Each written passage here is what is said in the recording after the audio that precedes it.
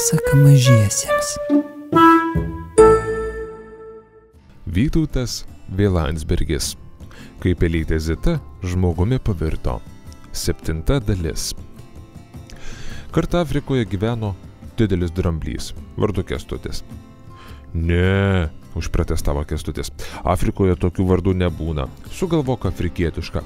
Na gerai, gyveno dramblys vardu Kęstutumba ir sutiko dykumos pakrašty jauną žirafą vardu Bibirafą. Ne, patempė lūpą Birutė, Bibirafa negražiai skamba, tegul būna Birbikiki. Gerai, tegu bus taip, sutiko Zita ir ėmė pasakoti. Kartą Saharos dykumos pakrašty Kęstubumba išvydo žirafą Birbikiki ir labai ją pamilo. Birbikikiai pasistiebusi skabė skanius jaunus baobabo ūglius. Dramblys priėjo prie jos ir paprašė. Gražioji Birbikike, gal nuskintumėt man porą bananų pietums? Netoliese auga didelis bananmedis, bet aš nepasiekiu jo vaisių, o jūsų toks ilgas kaklas. Nuėjo Birbikikiai prie bananmedžio ir pasistiebusi jau skins, bet staiga ant galvos nukrito tinklas. Žirafa pakliuvo į medžiotojų spastus. Bandė vargšelė spardytis, daužytis, bet kur tau. Iš krūmų atbėgo ginkluoti žmonės, suleido jai migdomųjų vaistų ir išvežė į Kauno zoologijos sodą. Pamatęs, kas atsitiko, Kęstubumba net pažaliavo iš pykčio. Nebūsiu aš dramblys, jei Birbikikės neišlaisvinsiu. Tvirtai nusprendė jis ir iškeliavo ton pusėn, kur medžiotojai išvežė žirafą. Perėjo Saharą ir atsidūrė ant didžiulės jūros kranto. Plaukti dramblys nemokėjo, tad atsisėdo ir ėmė svarstyti, kaip kiton pusėn persikelti. Ir nutarė įsidarbinti keliaujančiame dramblio kaulo kranto cirke. Vildamasis kada nors su cirko akrobatais nukakti anapus jūros. Išmoko mėtyti kamuolius į krepšį, važinėti dviračius, stovėti ant vienos kojos ir kaip mat įsidarbino. Kartu su Kęstubumba čia dirbo daug beždžionių, liūtas ir pelė coliukė, kuri rodydavo stebuklus, įlįsdavo drambliui į straublį, išlįsdavo pro burną. Tai bevaidindami juodu labai susidraugavo. Kartą coliukė Kęstubumbos paklausė: kodėl tu visą laiką toks liūdnas, jei neišmoksi šypsotis, tave išmes iš cirko? Matai, coliukė, atsakė dramblys, negaliu būti linksmas, nes žiaurus medžiotojai tinklai sugavo mano geriausią draugę žirafą Birbikikį ir išvežė toli. Nenurimsiu, kol jos nesurasiu. Aš tau padėsiu, pažadėjo draugui pelytė. Ir štai vieną dieną užlipo į dramblį iki ausies ir sušnibždėjo. Tavo mylimoji yra Europoje, Lietuvoje, Kauno zoologijos sode. Kaip sužinojai? Parašiau laišką į Vilnių, kur gyvena burtininkė Žiurkė Liolė, gerai žinoma pelių pasaulyje. Ji man ir pasakė, kur ieškoti Birbikikės. Apsidžiaugė dramblys ir išbučiavo coliukę nuo galvos iki uodegos. Atsargiai, dar prarysi, sucipė pelė. Nebijok, pelių aš nevalgau. Ir ėmė bičiuliai laukti. Pagaliau dramblio kaulo kranto cirkas išsiruošė kelionin po Europą. Vaidino Prancūzijoje, Vokietijoje, Lenkijoje, galop atsibeldė į Kauną. Važiuojant per miestą, dramblys iškišo galvą iš sunkvežimį ir ėmė dairytis. Mato miesto tvoros apkabinėtos plakatais, kuriuose nupaišyta Birbikikė valganti ledus. Aha, į čia, apsidžiaugė Kęstubumba. Po vakarinio pasirodymo, kai prižiūrėtojai sumiks, išeisiu į naktinį Kauną ir savo meilę susirasiu. Kaip tarė, taip ir padarė. Naktį pažadino coliukę, užsikėlė ją ant nugaros ir išsėlino pro galinės cirko palapinės duris. Pėdino dramblys su pele per miegantį miestą, vengdami apšviestų vietų, kad nepakliūtų tvarkos saugotojams į rankas. Netrukus Kęstubumba užuodė gerai pažįstamą kvapą. Padvelkė Afrikos liūtais, leopardais, žirafom. Į ten! Netvertamas dramblio kailyje sutrimitavo Kęstubumba ir pasileido gatvėmis kaip įkirptas. Už paros vingių buvo zoologijos sodas, ant piršto galų prasilinkęs promiegantis sarga, netrukus Kęstubumba jau beldėsi į žirafos narvo grotas. Tai apsidžiaugė Birbikikė savo žemietį išvydusi. Kaip čia atsiradai? Paklausė ji. Esu keliaujančio cirko artistas, atvykau į Kauną tavęs išlaisvinti. Nieko neišeis, pažiūrėk, kokios toros ir stipriaus grotos. Nenusimink, tuos metus laiko veltui neleidau, kiauras dienas treniravausi. Kilnojau 100 pūdžius akmenis, nešiojau storus rastus, dabar grotas sulaužyti man juokų darbas. Dramblys tik triokšt ir perlaužė grotų virbus it kokius šiaudelius. Betgi tu stipruolis, aiktelėjo žirafa. Greičiau bėgam, iki ryto turim dingti iš Lietuvos, skubino dramblys. Sargai neradė tave sukels ant kojų visą policiją kariuomenę ir puls mūsų ieškoti. Turime tučto jau keliauti į Afriką. Bet mes tokie dideli, nepastebėti iš čia neištrūksim. Maunami Vilnių pas raganą Liolę, ji nepaliks bėdoj. įsitirpė coliukė, iki tol ramiai drybsojusi dramblį ant nugaros. Paklausė pelės dramblys su žirafa ir pasileido į Vilnių, kiek kojos neša, o kojos nešė gana greitai. Po 3 valandų visa trijulė lėkuodama jau stovėjo prie dailaus namo Vilniaus senamiestyje.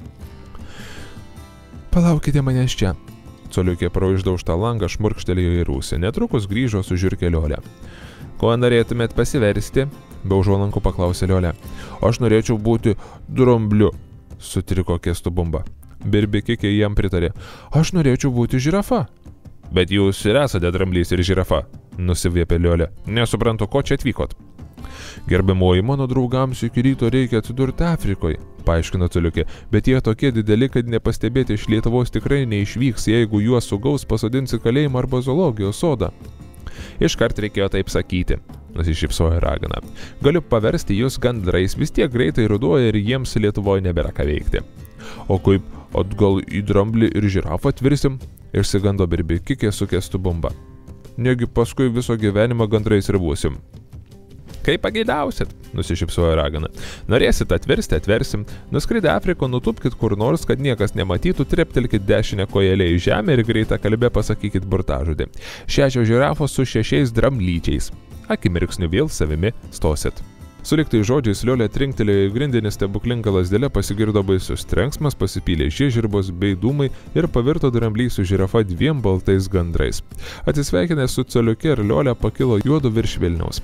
Apskrido ratą virš Gedimino pilies griuvėsių katedros, o tada jau pasuko link Baltarusijos, kurią tuo metu valdė karalius Lukas Šenka, su dideliais ūsais iki pat žemės. Čia jau pelytė Zita nusišnekėjo. Tuo metu, kai Kęstu Bumba su Birbikike skrido virš Baltarusijos, Lukas Šenka nieko nevaldė, o sėdėjo ant naktinio puoduko saugomas 2 sargybinių. Išgirdęs sparnų šnarėsi, karalius puolė laukan ir su ašaromis akise palydėjo tolstančius paukščius. Kalbant atvirai ir baltarusiškai, jam jau gerokai buvo pabodę karaliauti. Daug mieliau jis būtų įsidarbinęs kokiu žvirbliu ar antim. Paskui jų kelias driekėsi per Ukrainą, Balkanus, Viduržemio jūrą, kol galų gale pasiekė išsvajotąją Afriką. Nutapė Saharos pakraštį netoli bananmedžio, treptelėjo kojomis į žemę ir greitą kalbę išpoškino. 5 žirafos su 5 dramblyčiais. Žiūri, viskas kaip buvę. Apkavo mūsų Liolė, sukorkė sparnus Birbikike. Skaičius supainiojo Birbikike, papurtė galvą gandras Kęstu Bumba. Ne 5, o 6 žirafos su 6 dramblyčiais. Ištarė juodų burtažodį ir laukė, gal atvirsi dramblį ir žirafą, bet ir vėl nieko gero. Sakiau, kad apgavo, sukūkčiojo Birbikike, tačiau Kęstu Bumba ir šįsyk nepuolė į paniką. Pasikrapštė koją pakaušį ir džiaugiai sušuko. Žinau, net treptelėjom dešinę koją. Dabar jau padarė viską kaip reikia. Treptelėjo kojomis žemę ir abu kartu ištarė. 6 žirafos su 6 dramblyčiais.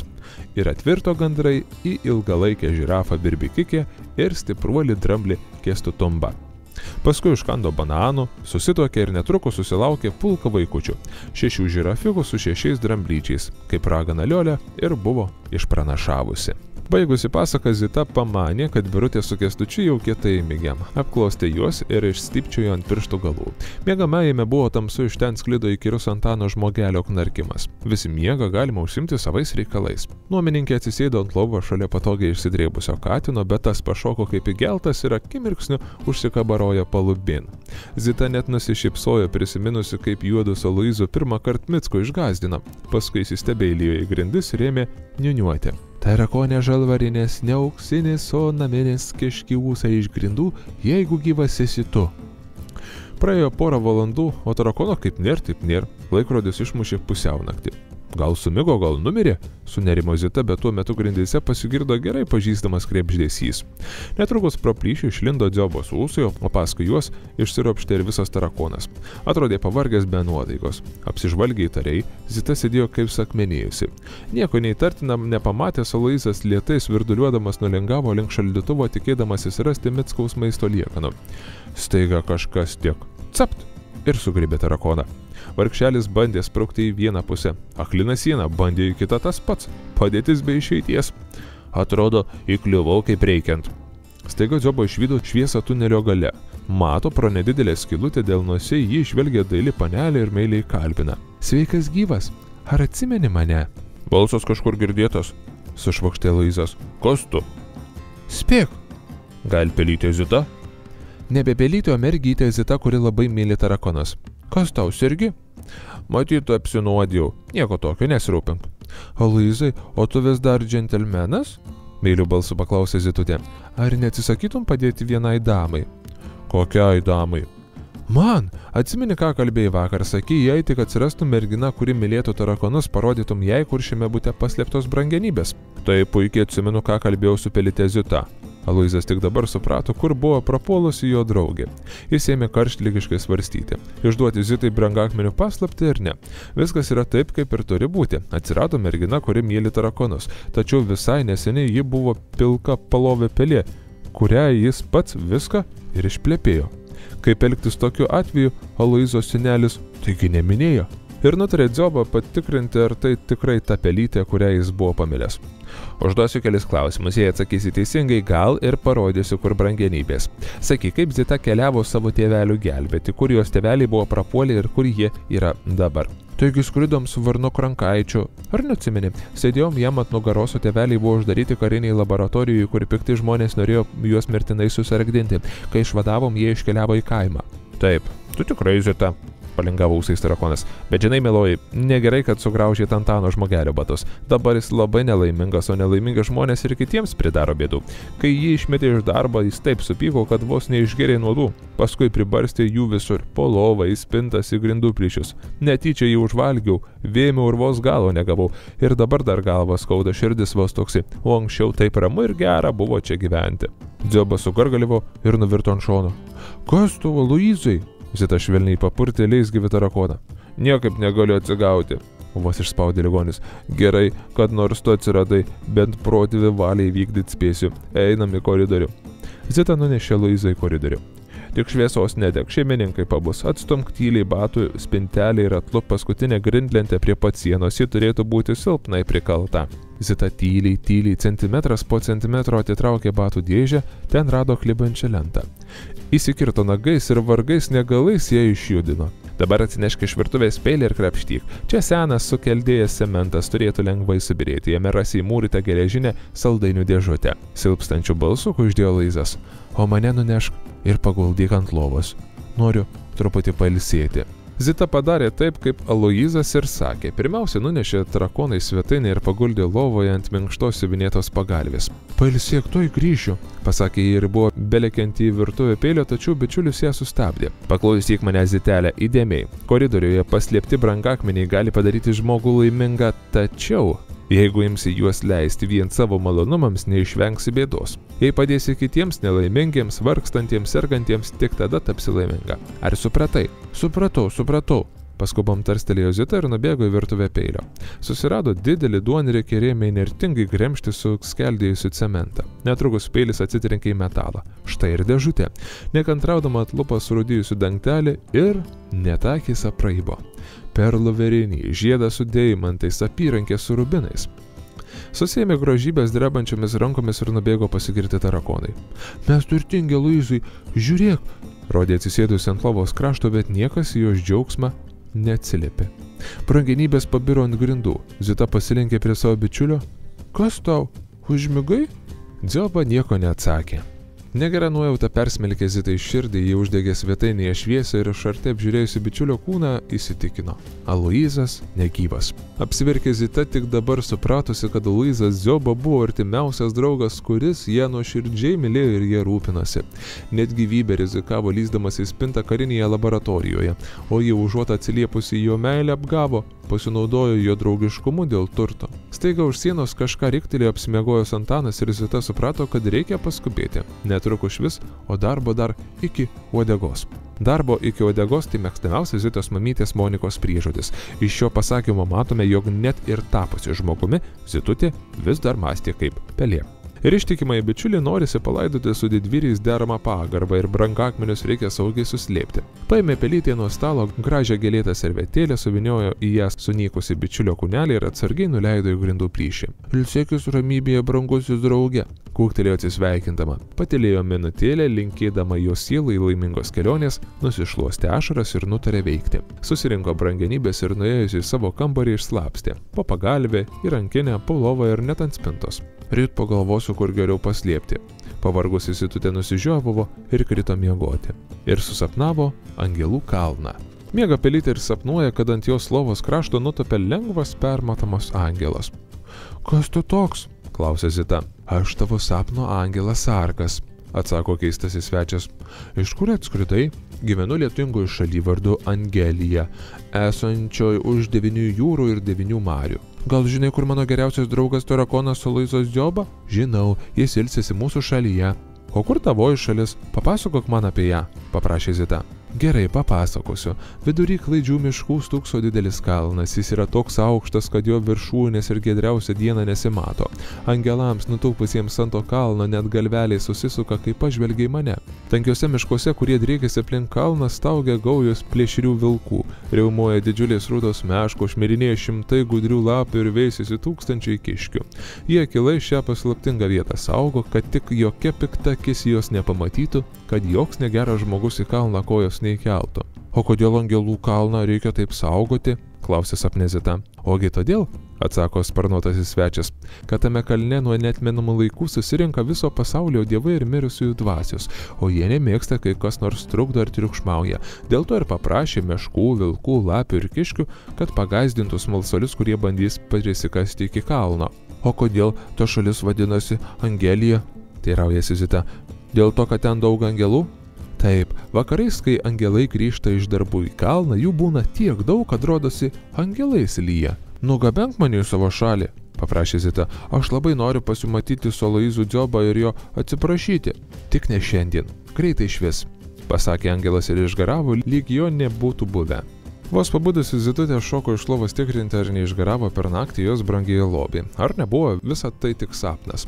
Ne, ačiū Dievui, ne sapnas. Virpančiais pirštai suskaičiavo brangenybės ir užsisvajojo. Tai pagyvensiu kaip žmogus, nusipirksiu gerą mašiną, gražių drabužių, skaniai valgysiu, vaikščiosiu į koncertus ir kino teatrus, visi man pavydės. Niekas net neįtars, kad buvau maža, nuskurusi pelytė, kuri tupėjo po lovą ir valgė katino išėdas. Fui, kokia gėda. Dabar jai tai rūpėjo, kad niekas neįtartų, jog ji kadaise buvo vargana pelė. Zita ėmė akylai stebėti, kaip elgiasi žmonės, kaip jie rengiasi, kaip šypsosi, kaip barasi. Zitutė norėjo kuo tiksliau juos pamėgdžioti. Tad nieko nelaukdama įsigijo prabangų limuziną su vairuotoju.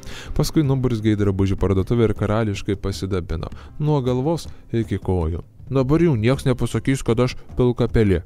Džiaugiasi gražuolės taipydamasi prieš veidrodį. Iš parduotuvės nuvyko į prašmatnų restoraną ir padavėjo paprašė. Neškit visų rūšių sūrių, kokių tik turite, ir lašinukų. Lašinukų rūkytų ir sūdytų? Pasitikslino padavėjas. Ir tų, ir dar virtų. Prisikirto iki sotės, o kas liko pasiėmė namo. Pusrytoj pusryčiams. Pagalvojo ir grįžo namo be galo laiminga. Pamatęs, kokia mašina vakare grįžo nuomininkė, Antanas Žmogelis net išsižiojo. Jeigu ji tokia turtinga, kodėl gyvena pas mus, kodėl nenusipirko namo? Nedraugiškai mąstė jis. Kažkas čia ne taip. Tikriausiai vagilė. Užtat ir nuomojusi kuklų kambarėlį, vaidindama vargšę studentę. Pasakos tęsinys kitą dieną tuo pačiu metu.